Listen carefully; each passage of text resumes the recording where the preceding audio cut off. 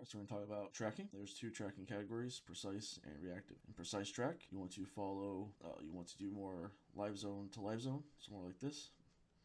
You want to keep it smooth, and you want to follow the target around, and you don't want to predict. So you want to stay on the target, wait for it to move, and then move with it. Move with it. And then also there's edge tracking. So with edge tracking, you want to be on the trailing end of the direction the target's moving. So this is angle track. The target's moved diagonally. So if the target was moving this direction, you'd want to keep your crosshair on this half of the target. So that way when the target moves back the other direction, your crosshairs can move across like this, and you're going to have all this time to make your adjustment. So it's pretty straightforward. So we're just going to do that now.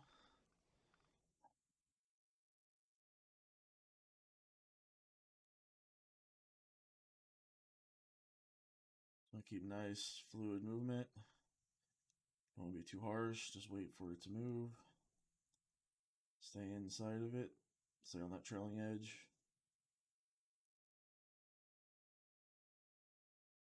As you can see, I'm not using a whole lot of my controller, or a whole lot. I'm using a whole lot of the stick, just a little bit, just keeping it nice and smooth. Not being harsh, not making any big flicks or anything. Just keeping a nice, even pace. Staying on the target.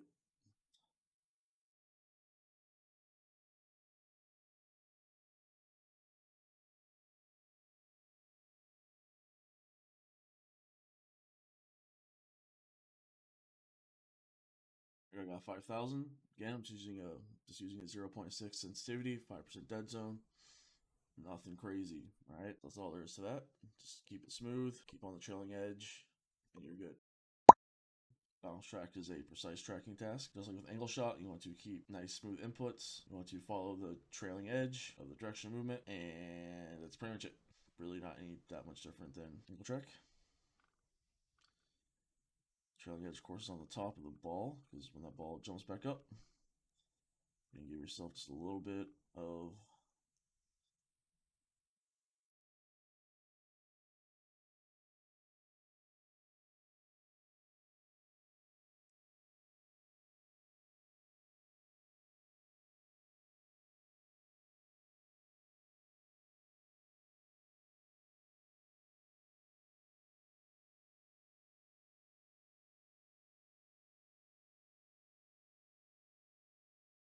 really no different than, of course, like I said, angle track. It's just at the addition of the bounce. And one thing too with the bounce too is you can kind of pick a point on the background where once the ball hits that point, you can start to move your crosshair back up.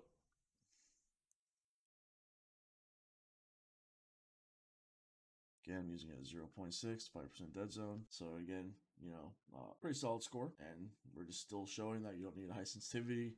You don't need a low dead zone to get good scores, to have good skill. And that's really about it for that. Precise tracking is really just about keeping nice smooth inputs. Now we're going to talk about reactive track. So here we have thin track. So a few important notes for reactive tracking is do not predict. Don't predict where you think the target's going to go. Don't predict how far you think the target's going to go. Don't predict which direction it's going to change. So you want to really focus on, especially in the beginning, you really want to focus on having the target leave your crosshair and then go, okay, it left my crosshair, and then getting back on it. That way you are being reactive. You're reacting to its movement rather than predicting its movement. So if you're on the target and then all of a sudden you say the target's going this direction, and all of a sudden you think, oh, it went, or, sometimes it can even just kind of be a trick of just follow the movement and stuff like that. All of a sudden you think the target's going to go this way, you go this way and it keeps going this way. That's predicting. So what you want to do is you just want to follow. Boom, maybe right here the target moves back the other direction, and then you move back the other direction. So I'm going to exaggerate this quite a bit while I do this, just to really demonstrate what I'm talking about here.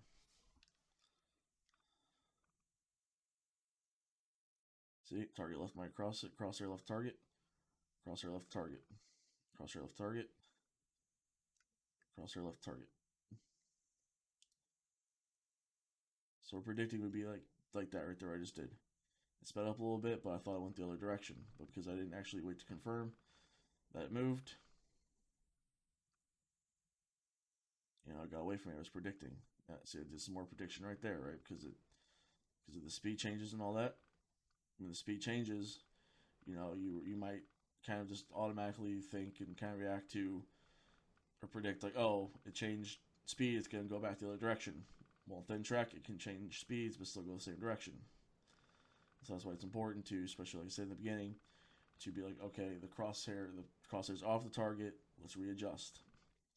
Obviously, as you get better and better, the more and more you do it, obviously, you're going to be able to tighten that, bring that, bring that timing down to where you're able to react quicker, but you're still not predicting, right? You don't want to predict, you want to react. And same thing, you want to edge track. This target's pretty tiny, kind of hard to edge track on it. It's kind of just the size of the crosshair to begin with. Make your crosshair a little bit smaller, but let's not focus on edge tracking really on reactive track. Say that for precise track.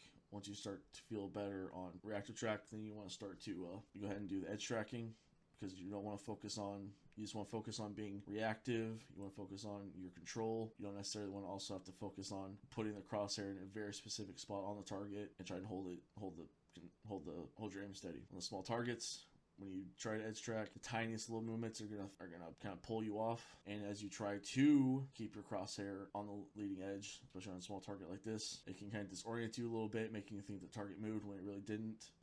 And so edge tracking on reactive track, I would probably just ignore doing that for right now. Yeah, that's actually a pretty good little diagram right here. So I didn't edge track very much on that, but that's okay because we're just focused on reacting, waiting for the crosshair to come off the target and then readjusting. Very, very important skill to develop, especially for reactive tracking and also for when you're in games. You see people make those super smooth transitions when people are like when the enemy's strafing, they're just like do do do boom. That's why, because they practice this. They're really good at this. They're really good at reacting, not predicting. Next, we're going to talk about height track, and pretty much going to play it the same as you did thin track, really, except this is more 3D space. And so the further away the target is, the less you have to move the stick. The closer it is, the faster, the more you have to move your stick, right? Even though the speed of the target does not change, it's still the same speed. Because it's further away though, it's because of how like angles work, right? It's just further away it is though. And this one also has a thing where it darts away. So again, just like with Ventrack, wait for the target to come off your crosshair and then adjust. So when it makes that big movement, go ahead and just do a full edge flick and get back on it, right? So you're gonna be working on that full edge to live zone, full edge, live zone, full edge, live zone, full edge, live zone, right? So as it flicks, or as it target moves away. So we're gonna go ahead and just demonstrate that now. And again, this target's pretty small. Don't worry about edge tracking for reactive track right now. Just like I said, just work on getting yourself by 65-70% accuracy maybe, and then maybe start focusing on edge track. So we're not going to edge track on this. We're just going to go with that. So right now when it's before it does its jumps, it's kind of more precise tracking, right? You can really follow it, and then boom, it's going to do that. And then like I said, wait for it to come off your crosshair, and then make that adjustment. And you really want to try and make a full flick if you can. Obviously, like I said, you just want to wait for it to come off target, off crosshair.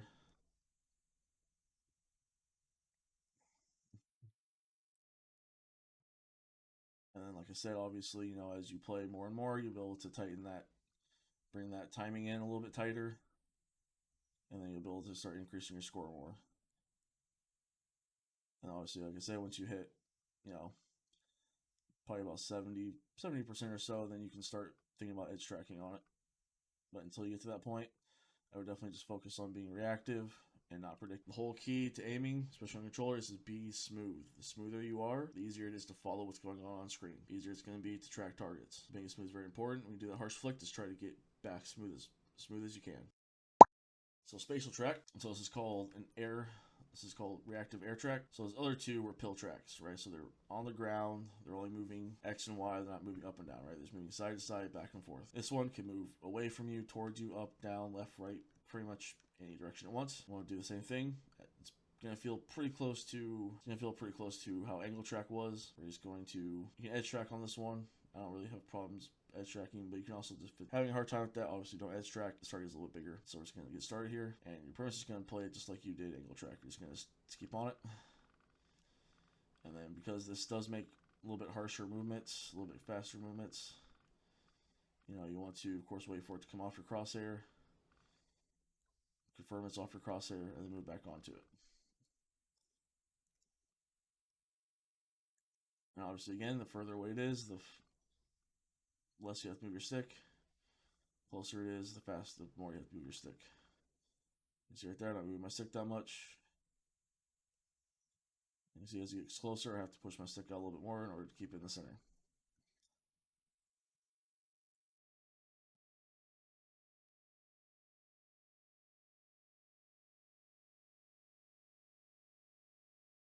And 0.6 is maybe a little low, you know, like you just saw there, it didn't really quite keep up, but that's okay, you know. I'm still at like almost a 70% accuracy. It's really not going to affect your score as that much. You know, you're just practicing, you're learning. You know, you're not worried about trying to get some insanely #1 score right now. You're just worried about staying focused on the principles, which of course, again, being smooth when you're on the target, confirm that the crosshair is off the target, make that quick adjustment, and get back to smoothness. And that's going to be it for tracking. So again, with precise tracking, you just want to keep it nice and smooth. Nice and smooth. Stay on that edge tracking. Reactive track, you want to keep it smooth when you're on the target. Make those quick adjustments. Get back to smoothness. Make sure you confirm the crosshairs off the target before you make your movement. And don't worry about edge tracking until you get about, like I said, about 70% accuracy consistently, and then you can start to edge track on them, and that's going to still start to boost your score up, right? But like I said, the most important thing, especially with reactive track, be reactive, not predictive, right? Good luck and keep going. Subscribe to stay up to date, like to give support, and comment your questions to help the community improve. Join the Discord to get access to extra resources and meet other aimers. Stay positive, be supportive of others, respect the sport of aiming by staying humble, honest, and having integrity. Thank you for watching.